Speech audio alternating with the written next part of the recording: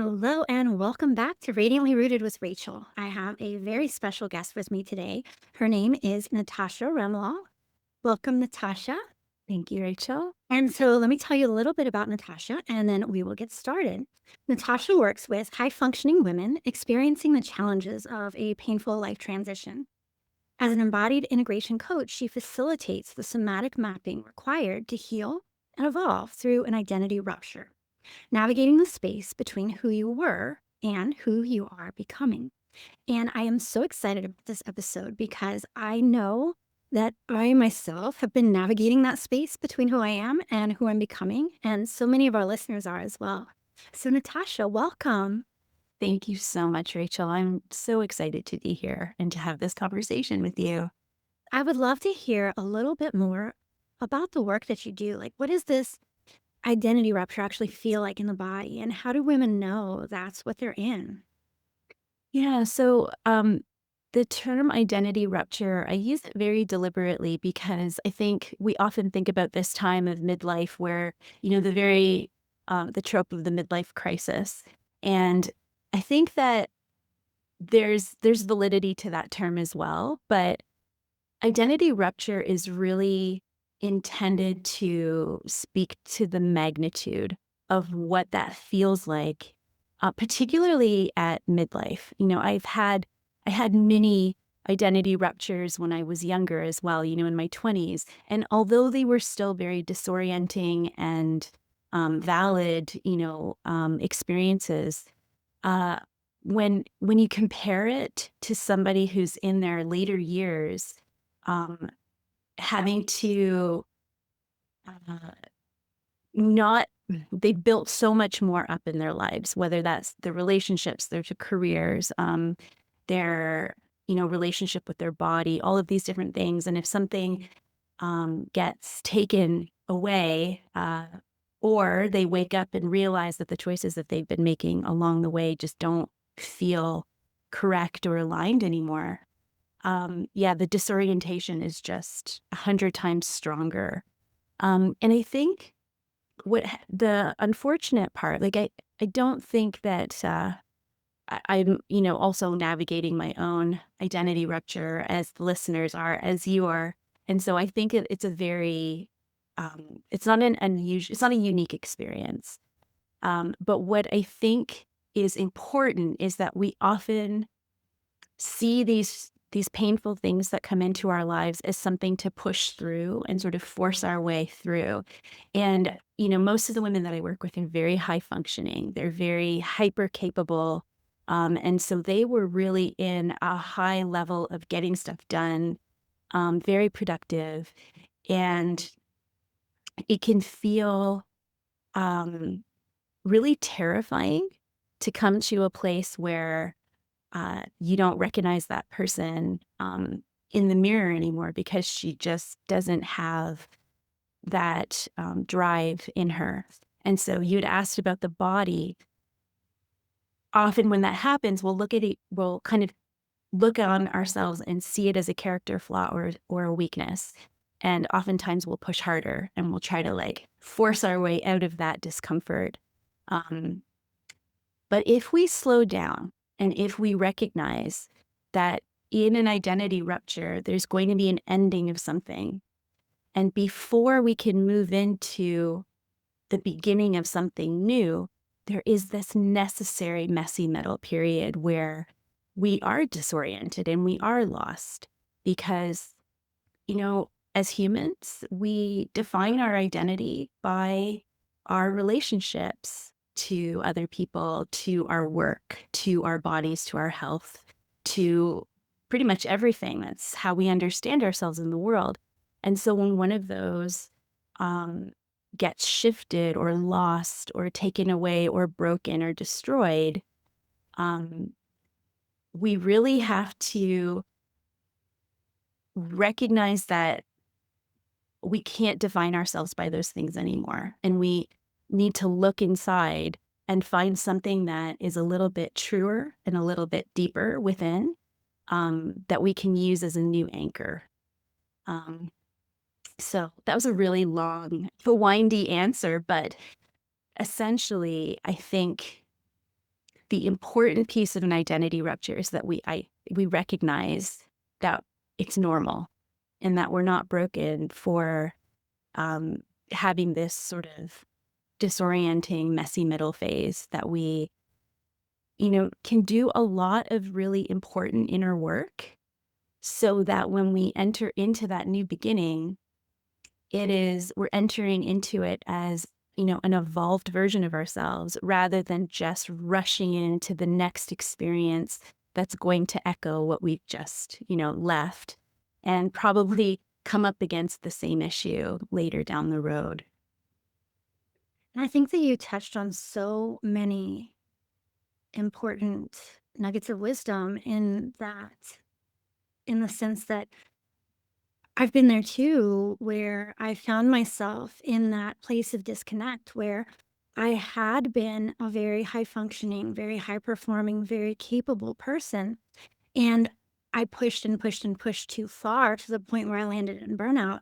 And I was in that uncomfortable middle place where I didn't recognize myself. And so I've taken these last few months and really slowed down and really listened to my body and my nervous system. And it's that, like you said, to your point, the messy middle, the part that's uncomfortable. But by sitting with discomfort, by sitting through that unease, we can eventually find more ease in the situation that we're in. We can acknowledge and recognize where we've been, what hasn't served us, what we need to leave behind. And to your point, this new version of us that we're stepping into, how do we evolve into her? How do we become her? And what do we want to carry forward with us into that evolution? Yeah, absolutely. Absolutely. And I think in that messy middle, there are so many important things that happen because of that struggle, because of the willingness to be with the discomfort, recognizing all of the patterns and survival mechanisms that we've taken on that were never ours. They just were, you know, gifted to us through our journey. Getting really clear about that and really understanding, um, you know, an important coaching question that will come up is often, when we're trying to step into this new iteration of our life, a new way of being, um, we're thinking about what we're willing to do in order to achieve that new vision or reality or life that we're dreaming of. But in that messy middle, what we really need to be asking is, what are we willing to let go of? And that's a much more difficult question to reckon with because that could be, relationships that we've just assumed are meant to be forever in the same formation, the same iteration, which are actually maybe holding us back or keeping us from really blossoming into the fullest expression of who we're meant to be in the world. Same thing with, and I say relationships, again, very generally, it could be relationships with other people, but it could also be our relationship with our career, our work, our relationship with different ways that we, really identify that are actually, it has a lot of holes in it. And when we start getting honest and poking away, then we can really see all of the different ways that we've been performing our life instead of actually living it from a place of purpose and fulfillment and joy and all of the things that make life feel vibrant and worth living. Wow. And I'm so glad that you made that distinction that our relationships are not just with people, but we also have a relationship with each of the roles that we embody in our day-to-day lives. And those relationships can be just as hard to untangle as our interpersonal relationships, as our personal relationships. Absolutely. Absolutely. Mhm. And so you do embodiment work with your mm, clients, right? To help women get unstuck in different ways that like Mhm. talk therapy and mindset work don't necessarily address. Do you want to go into that a little bit? Sure. So what I've actually come to realize through my own lived experience, the work that I did and working with newcomers for 25 years, and now my work with high functioning women is that it's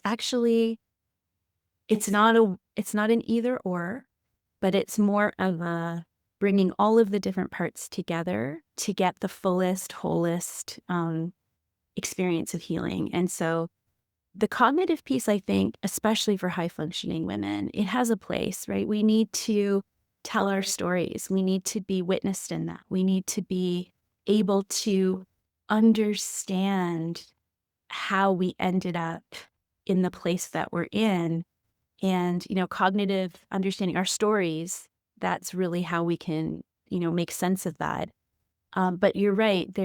There's reaches a point where the talk therapy isn't enough, and we go into the somatics. We explore the emotional energy that we're holding in our bodies, and that somatic work is incredibly powerful. And then we also bring in these protective patterns, sort of the ego and the role that the ego is playing in order to keep us safe and protect us, and that sort of um, polyvagal nervous system, threat, danger, safety, that compulsion to uh, keep us safe, whether that is a misinformed understanding of what that means or not. And all of the things that are happening below our conscious awareness, that once we, bring some awareness to that, we can actually make different choices and empower ourselves to do things differently. And then I would say the fourth piece, and it's definitely not the least important, is some kind of a spiritual anchor. And that is, really, I mean, I want to say that in the most general of terms possible, because I really think that there are as many different ways to tap into a spiritual anchor as there are, variances of humans on the planet. But what I mean when I say that is a trust in something that is greater than just this limited human experience, that is also holding us through. And that that sense when we're afraid, when we're feeling disoriented, and we have a lot of um, uh, lack of certainty, and we feel out of control. That messy middle is really about relearning self trust. And I would also say inviting in soul trust and sort of leaning into trusting that you're not really in this alone, even though it may feel like it sometimes, but there is something greater. There is a greater purpose to all of the pain and suffering that you're experiencing, that you're seeing other people experience. I think that's a really timely lesson for today, actually, because of, the things that are shaping up in the world around us right now.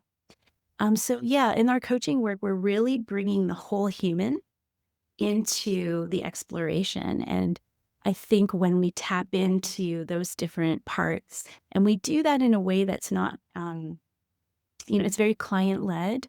So we really go with what feels alive, what feels active in the client, and from there we're able to make some really, really powerful um, shifts and gains in our understanding of where we are in our transition in the identity rupture, and what we might need to be cultivating within ourselves to be able to get through that messy middle, and then eventually move into the beautiful new beginning.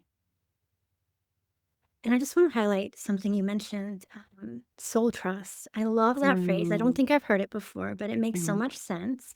And also, I love how these practices are as unique as we are. Like, even though it might have the same framework, it always meets us where we are. So, whatever that spiritual anchor is for us, it can be different for every single person. Every single person can have their own meaningful connection to it. And it doesn't have to be the same for anybody, but it's still that just having that framework, just having that anchor is so grounding and so supportive, especially as we are navigating what can be really challenging and unanchored times. Absolutely, absolutely. I think, I the orientation of, my personal orientation in my life, and then also what I bring to all of the women I work with, and to my children, and to my friends, and to my loved ones, is this idea of grounded expansion. Hmm. And it's really sort of holding the balance between the human experience. And so when we're talking about the messy middle, that's where we really want to be developing or reconnecting with our sense of self trust. But sort of holding that in balance with this expansive understanding, like I said, that there's something greater than us that's also involved. And and that's where the soul trust comes in. So it's kind of like um, finding a way to nurture both of those things and understand that too much of one or the other is not going to serve us, right? Like sometimes we get so deep and down in our human experience that we lose sight of why these challenges can actually turn into opportunities or be learning places for us to learn and grow from. And then you've also got the opposite, where people kind of bypass their human experience and just try to escape the discomfort of being human by getting overly involved in a spiritual lens of life. And I really find that, we're here to kind of ride both of those things together, and that leads to the best outcomes because we are balanced, we are grounded, and we're also expanding. Yeah. Yes, yes. I love how your work in different terms and different language so closely mirrors my own. And I love Mhm. how you're working with the whole person. It's not just like so many of the women that I work with, the people that come to me, they have spent so much time in their mind and they're very capable and very high functioning. And they're good at they're used to figuring it out. They've read the books, they've listened to the podcasts, they've done all the self-help stuff, and they're still figuring out like, why do I feel unmoored? Why do I feel unanchored?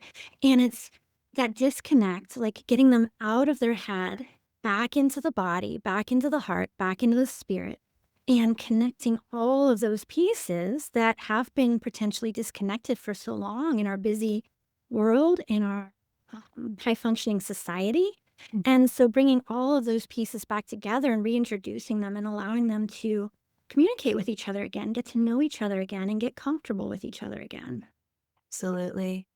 And what you're reminding me of is that I feel like we're at a time in the evolution of humanity right now where more and more women, such as yourself and such as me, and the women that are attracted to our work, who are recognizing that they've been out of balance and, that up in the head sort of masculine energy, non-gendered, but, sort of that um, active, pushing, linear, logical, more cerebral, architectural energy uh, is completely out of balance.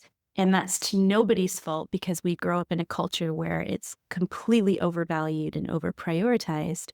But they're recognizing that, oh, there's this whole other energy of, the more feminine and intuitive and rest and being and trusting and allowing um, that I can invite in that makes my life so much more full and so much more complete. And I feel like individually we're coming to this realization.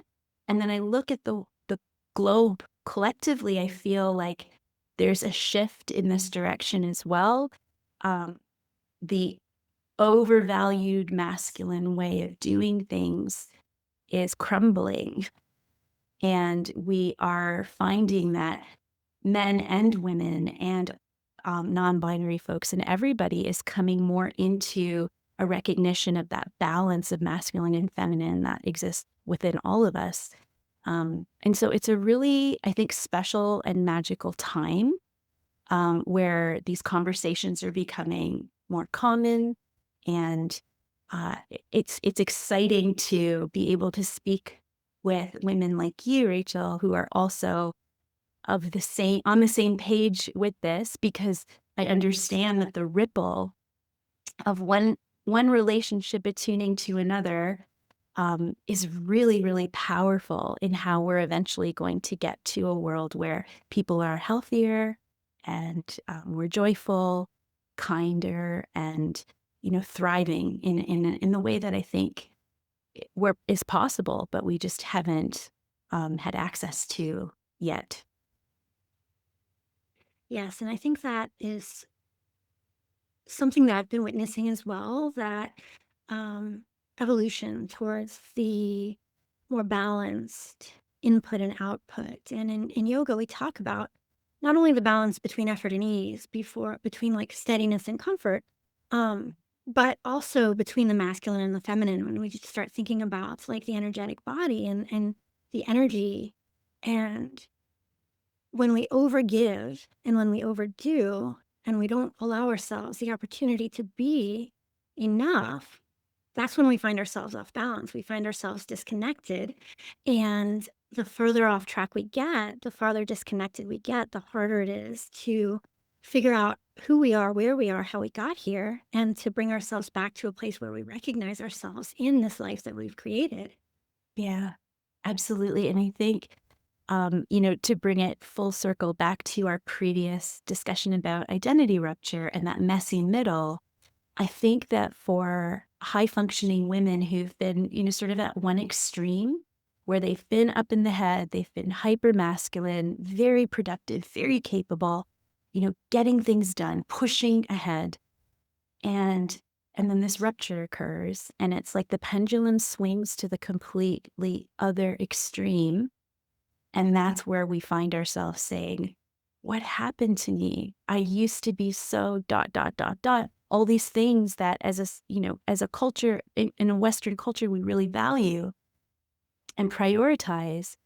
And it's almost like coming into radical acceptance of that messy middle is giving yourself the time and the space and the grace to let that pendulum eventually find its way back to a more balanced middle, because we also don't want to be, just like we were saying with too much of this or too much of that. We don't want to be in that sort of shut down, freeze. We can't be being 100% of the time. I mean, those images of Buddhas sitting on the mountaintop and meditating are quite lovely, but that's not a functional way for most of us to be showing up to our lives. But if we recognize that, oh, this is just a course correct, this is a necessary course correct, and if I just sort of let myself be with this experience with some compassion and with some patience and with awareness that this doesn't mean I'm broken and I'm going to be like this forever, I think is a really important piece. I can build my way back to that balanced middle, and at the same time, remember that self-trust that is going to serve me so that I can move forward in a way that's more sustainable and more aligned with the life that I'm wanting to be living and I'm meant to be living. And yeah. And I'm so glad that you brought that back together, because I think that you're right. None of us are living those renunciate paths where we just live out in the woods and, can just spend all day meditating. But there are seasons in our lives where we might need to slow down, turn inward a little more. And I don't know if you found this in your own work, but something that I've found is that um, a lot of women are really surprised to find that disconnect between self confidence and high capability and self-trust, and how they're not the same. Like, you can be a super high performing person, you can have amazing self-confidence, you can be the most capable woman in the world and still lack that inner self-trust. And to get to the point where you realize that, it can really be um, eye-opening, but in the messy middle kind of way. Like, you're like, Right. whoa, it's a recognition, an inner awareness. Um, I don't know if you've experienced that yourself or if you've found that along your path. Absolutely. Yeah, it's very destabilizing. And I think, what it reminds me of is sort of this, we move through this, you know, confident, capable, powerful woman in the room. But if we're doing it from the energy of externally validating that what we're doing and how we're doing it and why we're doing it is all in relationship again, relationship to expectations that we have assumed from other voices, not the one inside. Yeah, it's not going to stand because it doesn't have a foundation that is grounded and expansive. Um, but coming back to that messy middle is really an opportunity to the self-trust piece is really about learning how to internally reference your life and discerning the difference. Like, do I actually want this for myself, or have I just defined success by these metrics because that's what I've always been told that it means to be successful? What if I stop and sit with it for a minute? What does success actually look like for me? And am I on the path toward my definition of success? And if I'm not, why the heck am I not? And what can I do about it to start shifting the trajectory in that direction? And I think that that is going to resonate with so many of the women who are listening to this because Mhm. so many of us, we've checked all the boxes, we've done everything right. And we created this life that we can't find ourselves in. And we're like, whose definition was this anyway? Yeah. Yeah. And It's so, such a tragedy yes, yeah. and an opportunity. And opportunity. Yeah. Right. Yes. And so, speaking of opportunities, you created a resource to help women who are in this messy middle, right? It's a Mhm. free audio resource. Yeah, yeah. So one of the foundational practices that we do in my coaching work is we practice resourcing, which is just a way of finding a feeling of safety within direct experience of your body.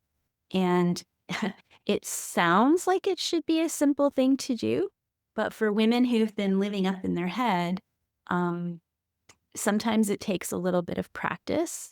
And in some cases, if women are incredibly traumatized and actually feel unsafe in their body, that can be just a habit that they have never known how to do.